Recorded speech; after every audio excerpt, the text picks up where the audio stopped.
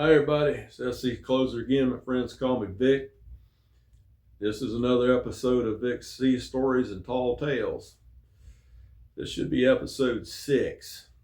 I call this story What Chart / Trial of Duty. When you join the military, at least back when I did, they send you what they call a MEP station. They sent us to Fort Jackson, South Carolina, and we went through a processing.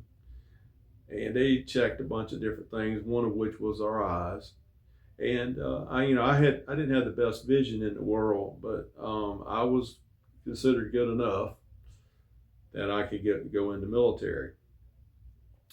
So we spent the night at the MEP station. We did a bunch of stuff the next day. Late in that afternoon, they took us in a van over to the airport, and they flew us up to Chicago. And we flew up there, and that's a whole nother story.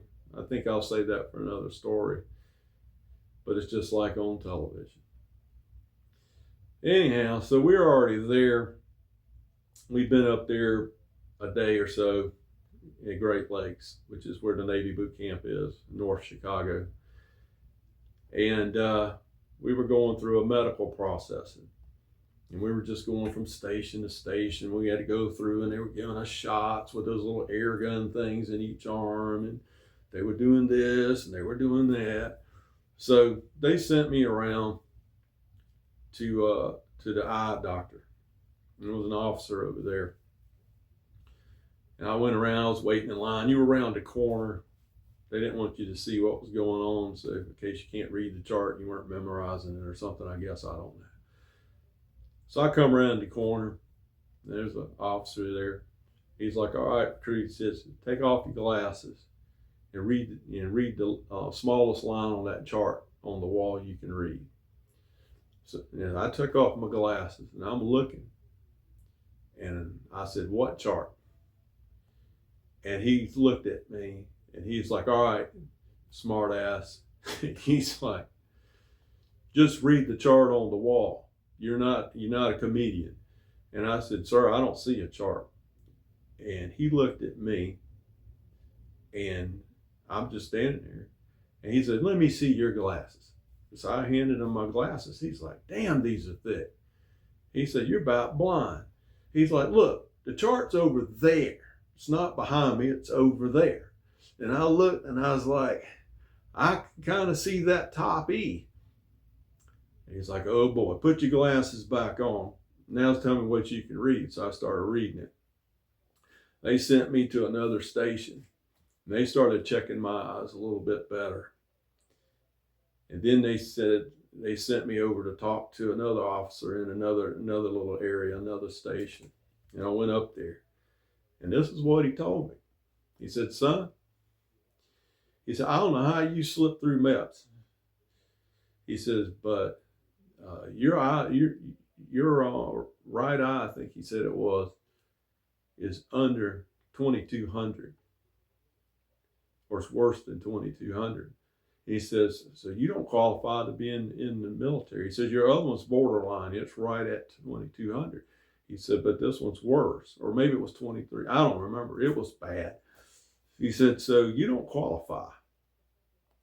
He said, you got a choice to make today, recruit. And I said, what's that?